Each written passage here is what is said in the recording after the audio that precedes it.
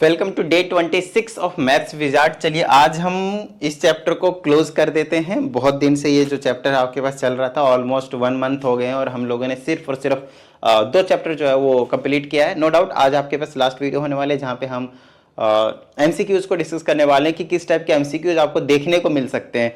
बड़े प्यारे प्यारे मैंने एमसीक्यू उठाए हैं, थोड़े से ध्यान से समझिएगा, मजा आएगा। ठीक है, आइए।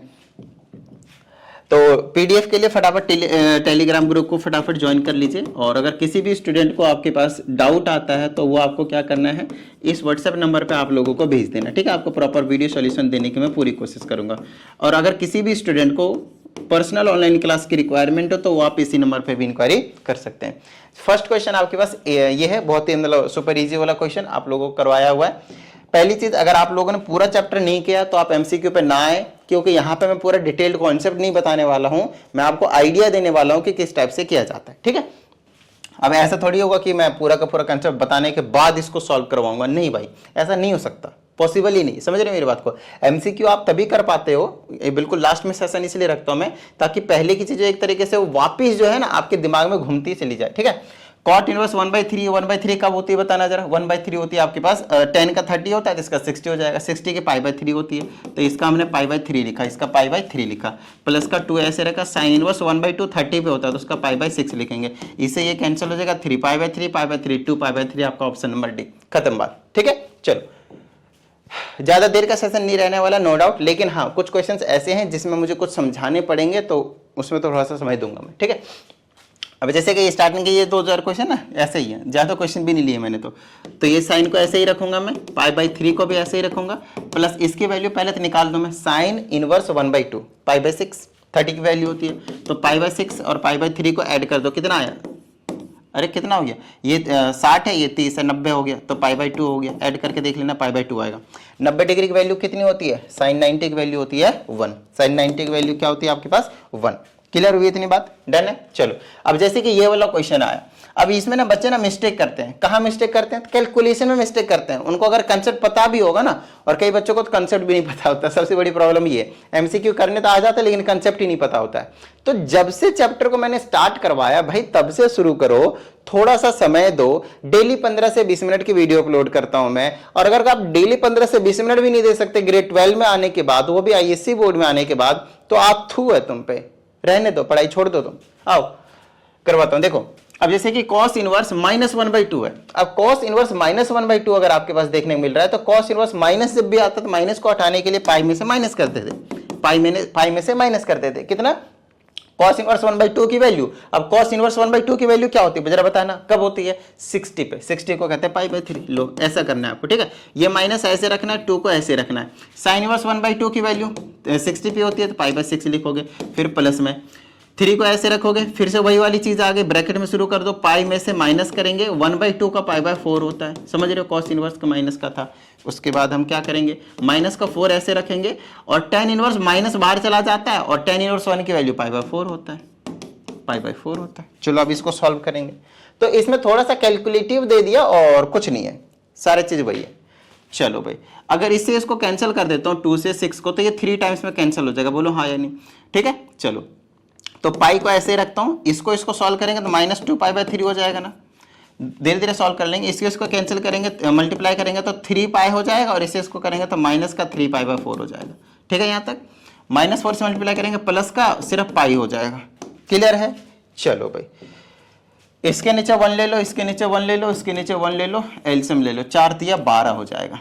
1 से करेंगे तो 12 पाई आएगा, माइनस का 3 चौके तो 8 पाई आ जाएगा, प्लस का 1 12 तिया 36 पाई आ जाएगा, 4 तिया 3 तिया 9 पाई आ जाएगा, प्लस का 1 12 12 पाई आ जाएगा। चलो सॉल्व करो। 12 और 36 48, 48 और 12 60, 60 पाई, 60 पाई, प्लस का उसमें से माइनस करो, 8 और 9 17, माइनस का 17 पाई, डिवाइडेड बाई 12, माइनस करेंगे 17, कितना बचा? 43 π/12। Option number I don't know which one it is, d option. Got it? बताओ भाई, समझ में आ रही बात? इजी सा, क्लियर सा हो रहा है?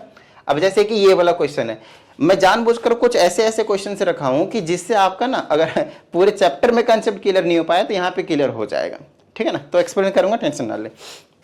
अब जैसे कि ये क्वेश्चन है, अब यहाँ पे साइन इनवर्स है, यहाँ पे कॉस है। पहली चीज इस कॉस को हमें साइन में बदलना पड़ेगा, इस कॉस को क्या करना पड़ेगा, साइन में बदलना पड़ेगा, ताकि साइन इनवर्स गायब हो और हमें आंसर मिल जाए। और दूसरी चीज पहले तो इसको बदलो भाई, इसको ना पहले तो आप बदलो किसमें, साइन में, ताकि साइन इनवर्स गायब हो जाए।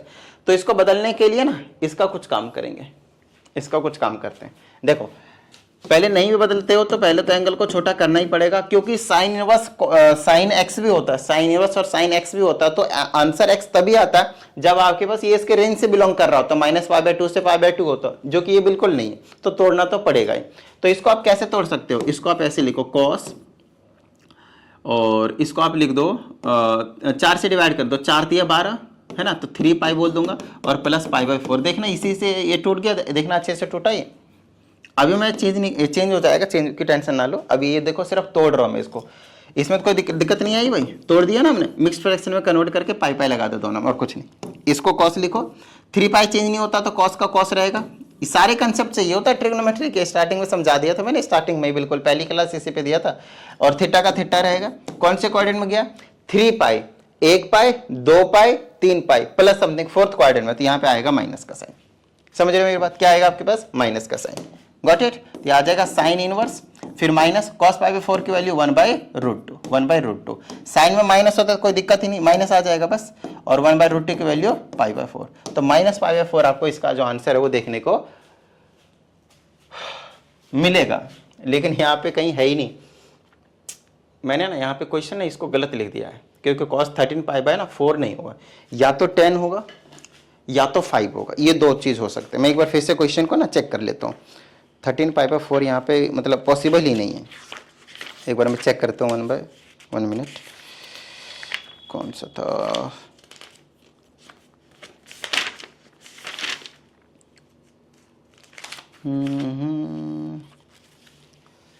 ये वाला क्वेश्चन, हाँ। और ये 13 भी नहीं है, 53 है, नहीं 13 है, 13π/5 है, 5 है, मुझे पता था 5 होगा। चलो ये तो आपको समझ में आ गया होगा, ये तो आपको समझ में आ गया होगा कि अगर ये वाला सवाल होता तो इसका आंसर -π/4 आता। ये चीज समझ में आए ना। तो इसको भी एक टाइप का एक क्वेश्चन समझ लेते हैं। और दूसरा वाला भी आपको कराता हूं मैं। जैसे कि मेरे पास यहाँ पे साइन इनवर्स है, फिर ब्रैकेट में आपके पास कॉस है, फिर यहाँ पे 13π/5 है आपके पास, कितना आपके पास 5 है। क्लियर हुई इतनी बात। तो 5 से तोड़ देते हैं भाई, तो यह आ जाएगा साइन इनवर्स, यह आ जाएगा कॉस, 5 दूनी 10, क्या आ जाएगा मेरे पास 2π, क्या हो जाएगा 2π, और प्लस का 3π/5 बचेगा। बोलो हाँ या नहीं, देखना एक बार। 5 दूनी 10, 13/5, ठीक है। अब फिर से वही करूंगा मैं, 2π पे चेंज नहीं होगा, कॉस का कॉस रहेगा, और यहाँ आ जाएगा एंगल में 3π/5, इसमें कोई डाउट वाली बात नहीं है। अब एक चीज देखिएगा, कॉस से कौन से क्वाड्रेंट में गया, 2π प्लस 1π 2π प्लस फर्स्ट क्वाड्रेंट में प्लस का ही रहेगा, इसमें कोई दिक्कत वाली बात नहीं है। लेकिन इसकी वैल्यू क्या पता है आपके पास, ये कितना डिग्री है, पहले एक बार वो चीज चेक कर लें। तो ये आ जाएगा 3 इंटू में पाई की जगह 180 डिवाइडेड बाय 5, 5 × 15, 5 × 30, 36 × 108 डिग्री है भाई, 36 × 108 डिग्री है। तो इसको आप ऐसे तोड़ो ही मत, इसको ना आप इसको तोड़े ही मत, दिक्कत आ जाएगी, क्योंकि इसके अकॉर्डिंग पता नहीं चला जाएगा, ये ना सेकंड क्वाड्रेंट में चला जाएगा, फिर माइनस का साइन भी आना चाहिए। जिसमें भी तोड़ते हो जो एंगल थीटा बचता है वो हमेशा एक्यूट एंगल होना चाहिए, 0 to 90 होना चाहिए। तो इसको ऐसे तोड़ो कि ये साइन में भी चेंज, पहली चीज हमें साइन में भी चेंज करना ही करना है ना, करना ही करना है। तो इसको हम ऐसे तोड़ेंगे कि साइन में भी चेंज हो जाए, और दूसरी चीज वो एंगल जो बचे हमारे पास थीटा में वो एक्यूट एंगल बचे, राइट। तो उसके लिए आप क्या कर सकते हो, पहले एक बार इसको आइडिया लेना भाई, मजा आएगा। 13 × 180 डिवाइडेड बाय 5, इसे इसको कटेंगे तो 3 बार में 6 बार में, है ना, 36 आया। 36 × 13 करना, एक बार डिग्री में कन्वर्ट कर रहा हूं मैं, 36 × 108, फिर यहाँ पे आ जाएगा 36, यहाँ आ जाएगा 8, और ये 6, ये 468, 468 आया, ठीक है। अब 468 को मैं कैसे तोड़ूं, ध्यान समझिएगा, 468 को मैं कैसे तोड़ूं कि हमें ना वो चेंज हो, और चेंज हो मतलब हमें वाई एक्सिस लेना पड़ेगा। तो ये आपके पास 0 हो गया, ये आपके पास 90 हो गया, ये आपके पास 180 हो गया, ये आपके पास 270 हो गया, ये आपके पास 360 हो गया। अब 360 के बाद यहाँ से 90 ऐड करेंगे तो कितना हो जाएगा, 9 × 5 = 45, 9 × 4 = 36, 9 × 5 = 45, 450 हो जाएगा। 90 ऐड कर देंगे तो कितना हो जाएगा 450। तो कोई दिक्कत वाली बात नहीं, 450 और प्लस का जो भी एंगल होगा उसे हम लिख लेंगे। तो 450 और प्लस का समथिंग करना पड़ेगा हमें, ये चीज समझ में आ रही है आपको। तो अगर मैं 400 प्लस का समथिंग करता हूँ, 450 को तो पहले रेडियन में लिखना पड़ेगा भाई, है ना। तो जैसे ये 2 पाई था, 2 पाई में प्लस किया हमने था, पाई बाई 2 किया था, तो पाई 4 दूनी 5 पाई बाई 2, 5 पाई बाई 2 बनेगा ना। देख लो एक बार, 9 × 45, 9 × 45, हाँ 5 पाई बाई 2 बनेगा। तो इसको आप ऐसे लिख सकते हो, cos 5 पाई बाई 2 और प्लस का लिख दो, फिर कितना डिग्री बच गया, 10 18, 18 डिग्री पर, 18 डिग्री कुछ और नहीं, पाई बाई 10 आएगा, पाई बाई 10 आएगा, पाई बाई 10 आएगा। क्या इतनी बात समझ में आई आप लोगों को?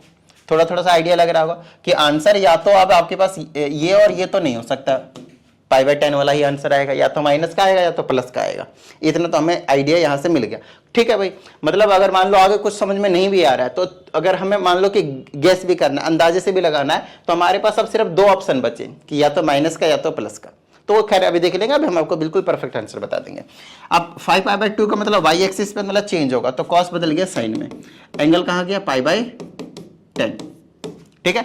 और यहाँ पे आया तो उसमें समथिंग प्लस कर रहे हैं, तो यहाँ पे माइनस का आएगा, तो साइन यहाँ पे माइनस का आएगा। और ये माइनस होता है साइन इनवर्स माइनस एक्स, क्या होता है माइनस तो बाहर आने वाला है, फिर इसे ये कैंसिल होगा और पाई बाई 10 बचेगा, मतलब आंसर होगा माइनस पाई बाई 10, आंसर होगा माइनस पाई बाई 10। क्या इतनी सी बात समझ में आई आप लोगों को? डन है, क्लियर है, गॉट इट। चलिए नेक्स्ट क्वेश्चन की बात करते हैं। जैसे कि ये क्वेश्चन, ये तो सुपर इजी क्वेश्चन है, इस कॉस को ऐसे ही रखेंगे और ये tan इनवर्स को कॉस के टर्म में कन्वर्ट कर देंगे, 3/4 परपेंडिकुलर, तो ऐसा राइट एंगल ट्रायंगल बना लो, 3/4 परपेंडिकुलर 5, 4/5 आ जाएगा, है ना, कॉस इनवर्स 4/5 आ जाएगा। इसे ये गायब हो गया, 4/5 आया। ये आंसर तभी आता है कॉस इनवर्स x तभी होता है जब ये वाला एंगल जो है वो बिलोंग करे इनके डोमेन के वैल्यू से, -1 to 1 के बीच में होना चाहिए, जो कि 0.8 आएगा, है सही बात है। तो आंसर होगा 4/5, ठीक है यहाँ तक। चलिए आगे। अब जैसे कि ये वाला क्वेश्चन है, और भी क्वेश्चन लिखे मैंने, हाँ एक ये वाला, दोनों ही प्यारे क्वेश्चन है, बहुत प्यारे क्वेश्चन है, ध्यान समझिएगा। जैसे साइन इनवर्स x/13 है, और इसको मैं लिख देता हूँ कॉसेक इनवर्स 13/12 और इज इक्वल टू π/2 है। अब हमें क्या करना है, यहाँ पे किसी भी तरीके से इनको कन्वर्जन करना है। तो देखो हमें यहाँ पे जो आइडेंटिटी यूज कर सकते हैं वो sine inverse x plus cos inverse x π/2 के इक्वल होता है। एक तो ये आइडेंटिटी में यहाँ पे मतलब मैक्सिमम चांस है कि यूज हो जाएगा। तो ऐसा करता हूँ, इसको ना उधर भेज देता हूँ, या फिर इसको उधर भेज दो, कोई दिक्कत वाली बात नहीं। तो साइन इनवर्स x/13 को इधर रखो, इसको उधर भेज देता हूं, तो π/2 में से माइनस कर दो किसको, कॉसेक इनवर्स 13/12 को, 13/12 को, ठीक है। तो यहाँ पे ये वाली आइडेंटिटी यूज कर दो भाई, sec inverse plus cosec inverse x, sec inverse x plus cosec inverse x is equal to π/2। तो कॉसेक इनवर्स उधर चला जाएगा, तो π/2 में से माइनस हो जाएगा, बोलो हाँ या नहीं, है ना, सही बात है सर। तो कोई दिक्कत नहीं, π/2 में कॉसेक इनवर्स -x बनेगा, तो सेक इनवर्स x बनेगा, विच इज 13/12।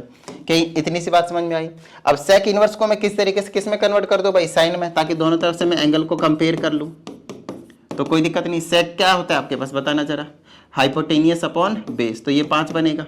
और साइन का पूछा है, तो साइन इनवर्स 5/13 होगा, कितना होगा, 5/13 होगा। अब मैं कंपेयर कर लूंगा एंगल, तो x/13 is equal to 5/13, 13 cancel हो गया, तो x की वैल्यू आ गया 5। देखो कितना इजी क्वेश्चन था, लेकिन प्यारा क्वेश्चन था, ठीक है। आंसर आ गया आपके पास 5। आई होप आप सभी को समझ में आया होगा ये वाला भी क्वेश्चन। ये भी क्वेश्चन बड़ा ही प्यारा है, ध्यान से समझिएगा, ध्यान से समझिएगा। आओ भाई, domain of cos inverse 2x-1, domain पूछा है cos इनवर्स 2x-1। अगर आपके पास cos इनवर्स x होता तो आंसर क्या आता है, -1 से लेकर 1 तक आता है डोमेन, और दोनों क्लोज्ड इंटरवल आता है, याद आया। इसका मतलब 100% है, ये तो नहीं होगा। और इनके वैल्यूज में होते हैं, रेडियंस के एंगल्स में तो होते नहीं, तो ये तो वैसे भी नहीं हो सकता। तो 2 ऑप्शन तो आपने डायरेक्टली एलिमिनेट कर दिया, आंसर या तो ये होगा या तो ये होगा। और क्योंकि ये नहीं हो रहा है और एंगल में समथिंग अलग है, तो ये भी नहीं होगा, मतलब आंसर ये आ गया। तो देखो एमसीक्यू के हिसाब से तो आप ऐसा कर सकते हो, कोई दिक्कत वाली बात नहीं है, लेकिन आपको कंसेप्ट भी तो पता होना चाहिए कि आया तो आया कैसे। वो ही से समझाता हूं मैं आप लोगों को। जैसे कि cos इनवर्स x की वैल्यू ये होती है, तो अगर मैं इसको सिंपल cos इनवर्स x मानता, तो अगर ये सिंपल x है, ये सिंपल x मान रहा हूं, तो अगर ये सिंपल x होता तो इसकी वैल्यू -1 से ग्रेटर होती और इक्वल टू और लेस देन और इक्वल टू 1 होती। बोलो हाँ, माइनस और 1 के बीच में होती और दोनों इंक्लूडेड होते। ठीक है सर, बिल्कुल सही बात है सर। अब हमें यहाँ से x की वैल्यू बता देनी, वही तो डोमेन होती, value of x is the domain.